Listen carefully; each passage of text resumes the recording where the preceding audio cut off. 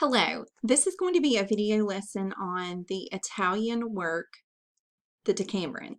Now, the Decameron was written by Giovanni Boccaccio, and it was written during a 3-year span from 1350 to 1353. Now, what makes this work so interesting was that it was written in the aftermath of the bubonic plague, the Black Plague that ultimately destroyed much of the population in Europe during this time period. I know many of you likely in some ways can relate to this work even more right now since we're going through the COVID-19 pandemic. And we're currently under lockdown. We are self-isolating. And you can probably imagine, in many ways, our lives are very reminiscent of the individuals who lived through the Black Plague. They were instructed to stay within doors, to isolate themselves. You're going to notice in the Decameron, we have a very unique setting. We have a setting of 10 young people, likely college age, as many of you are, and they have essentially escaped Florence, Italy, and they're escaping the plague. They are going to a country estate that's isolated to remove themselves from the horrors that they've been witnessing from the bubonic plague, and they want to just have a moment of relief, just some time of happiness to enjoy their lives and appreciate that they are, number one, still alive, but number two, that they can still find enjoyment in that life. So I'm hoping that you can appreciate this literary work probably more so than my past students, because we're living through an event that's very reminiscent to the event that Boccaccio witnessed himself. Now, before we dive into the text, I do need to mention a few things about the actual work as well as the author. Now, you're going to notice I do have a PowerPoint right here, the Decameron PowerPoint. I'm going to reference that, letter D. Now, as I mentioned, our author is Giovanni Boccaccio. He actually was the son of an Italian businessman from Florence. Sadly, Florence lost 70% of its population due to the bubonic plague. So you can imagine many of those individuals were Boccaccio's family members. But also his mother was a French woman. So he is of both Italian and French ancestry. Now, what makes Boccaccio so interesting is you're going to notice we've looked at literary works already from the medieval time period. We looked at Dante's Inferno. We also looked at Everyman. Okay, those in many ways have a very absolutist viewpoint, that there is one absolute truth. Obviously, during the Middle Ages in Europe, that truth was in many ways for most to be Christian doctrine. That was what many people perceived as truth. Now, Boccaccio's literary work, he takes a very different stance. You're going to notice that essentially this particular work, the Decameron essentially it's translated from a Greek word, Decameron, which means 10 days. Now, over a 10-day span, we essentially have a collection of short stories, and these short stories are dictated by 10 different people.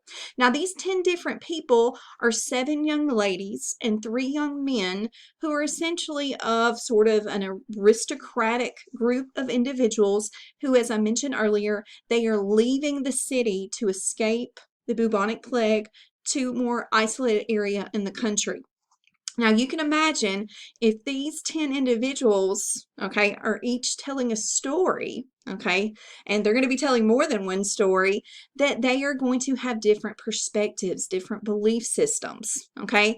This is a literary work that's more reminiscent of a belief system called relativism. Now, relativism is the belief system that there is no absolute truth for us as humans, because we as humans are individuals. We have different upbringings, so therefore we have different perspectives, different religious belief systems, maybe no religious belief systems at all.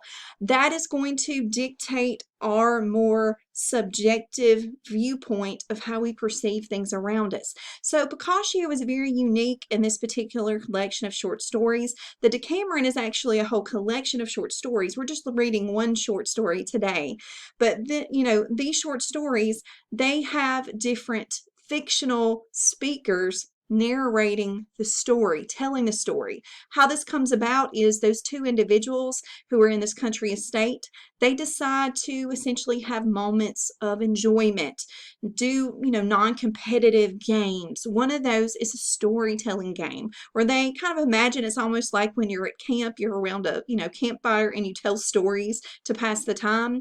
They're in a moment of hell at this time because of the bubonic plague. They're trying to distract themselves. So we have here his characters tell stories to distract one another from these bubonic plague horror stories that they probably could tell each other. But they tell stories that in some cases are endearing, sometimes comedic, sometimes downright bawdy. And in some cases, they can be ironic.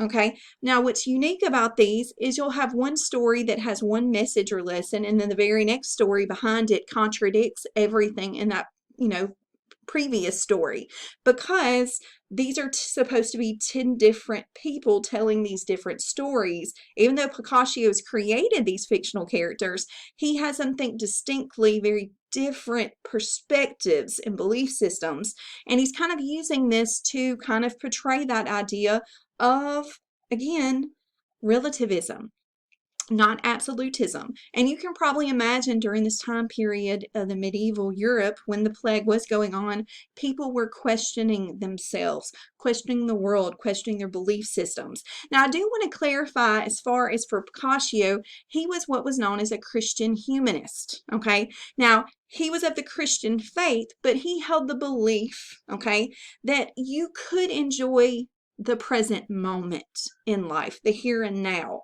Because again, that is so precious, because you'll notice all around you, people are dying of the bubonic plague during this moment. So as you see others dying around you, you need to, of course, appreciate the life that you've been given.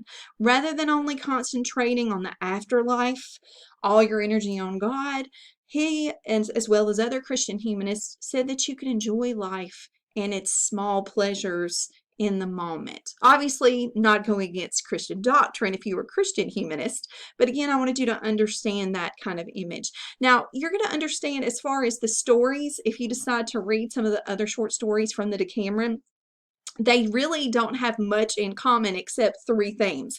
And those three themes are the themes of love, fortune. Now, we're not talking about fortune as in wealth. We're talking about fortune as like in fate, and then intelligence, okay? You'll notice that those themes are really the only things that unite this, okay? But you're going to also notice that these are meant to distract, again, from the horrors of the bubonic plague that's going on around them. Now, as far as the Decameron, in many ways, Boccaccio wanted to use his 100 stories as mirrors of the vices and virtues of the day. It was very common during the medieval time period for the idea or theme of the plague to be a reflection of the flaws in society. Now, we don't have the plague in this particular short story, but some of the others do. Now, again, we're going to be focusing on the themes of fortune, love, and intelligence within this particular story. Now, the story we're going to be looking at is the 8th story of the 5th day. Okay, which we'll be getting back to this particular slide, the art of courtly love, in just a moment. Now, I first want us to go back to the website, to Canvas. Now, you'll notice on Canvas, I do have some other resources for you. The first thing that you may want to view is letter F. There's a documentary on it's from BBC. It's just on YouTube, and it overviews just how the Black Plague affected medieval Europe. You may find this very fascinating, especially with what we're going through during COVID-19 at this point. Thankfully, history is not repeating itself in many ways, as you'll see from the documentary. Also, a lot of the information I just gave you in the video, it is on the Decameron handout. If you click on the Decameron handout, this is what I mentioned about, of course, Boccaccio's background, his belief systems. It does also give a plot overview as a whole for the Decameron.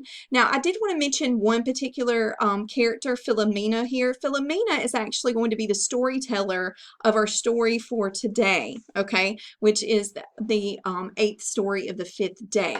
So I want you to understand she is the narrator. Now, Now, you might find that kind of, ironic, being this particular story is not very just to young women, which you'll understand that once you read the actual work, okay?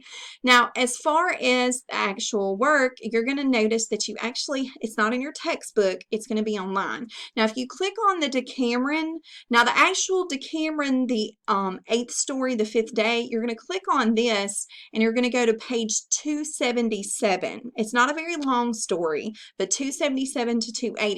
But before you actually get into that, I do want to mention on pages, you're going to notice on pages 1 and 2, there's a proem, which is the preface to the story. I would encourage you, even though I didn't assign you to read the preface, you may want to read the preface. This is actually Giovanni Boccaccio explaining his reason for writing this. You're going to notice very much so he says that he wrote this work of the Decameron to provide kind of comfort and solace to those who are heartbroken by love. And he feels that since he's also been someone who has been affected by a heartbreak, that he wants to share what he's learned through these stories that he's going to give. And again, some of them are humorous, some are heartbreaking, some are ironic, okay? But it's to give distraction. And you are going to notice he says specifically, as a whole, more female readers will likely find solace in this than as male readers, because obviously at the time in the Middle Ages, men had more freedoms to go out hunting and being able to be in public and essentially to be in society. Women, as he mentions, were kind of restricted to their homes, almost like a waiting room, awaiting their marriage. And in many cases, they weren't allowed to marry the individuals they loved. They were married off to the individual who, of course, was willing to take them in their dowry. So I want you to understand kind of his whole purpose in writing this. Not only is it a distraction from the hellish environment that everyone survived of the bubonic plague, but also is to provide solace and comfort just in times of heartbreak. Now, as I mentioned, you're going to go to 277. Now, one thing that you're going to notice about the Decameron with the eighth story of the fifth day is this is a quite unique story. Now, as far as this work, you essentially have, and I have a summary for you here, you have just a short story about a young man, Nastasio, who is in love with a young woman. Now, Nastasio is everything that most women would find attractive. He is young. He is, of course, physically attractive. He has just gained wealth from an inheritance, okay? And he would be considered suitable by most individuals who saw him. But he is in love with the daughter of a woman who goes by the surname of Traversi. Now, unfortunately, she loathes Nastasio. She cannot stand him, okay? Even though he is perceived as perfect, to him, he is imperfect. And sadly, Nastasio follows the art of courtly love. Now, the art of courtly love, you're going to notice, and I'm going to go back to the slide. Now, The Art of Courtly Love, this was written by Andreas Cabanillas. Now, there's actually 32 kind of codes of behavior to be a courtly lover. Now, by modern standards, most of these behaviors would be considered mentally, emotionally, physically unhealthy for us to take as lovers. Now, Nastasio initially follows the code of a courtly lover in his attempt to court this Traversi young woman. You'll notice he's constantly and without intermission possessed by the thought of his beloved. He's a stalker a bit, okay? He thinks about her so much sometimes he doesn't eat or sleep. He's basically buying her gifts, and at this point, he's throwing money at her, whether it's to buy tokens for her to get her attention. Notice every act of a lover ends in the thought of his beloved. He doesn't think of his own physical and mental health. He thinks of only this young girl. He considers nothing good except what he thinks will please his beloved. Again, he does everything for her, sacrificing himself. He whom the thought of love vexes eats and sleeps very little. Again, very unhealthy behavior by modern standards. And good character alone makes any man worthy of love. And then no one should be deprived of love without the very best of reasons. Now, again, in our modern dating scene, just because someone has a good character, that doesn't necessarily mean we're going to fall in love with them.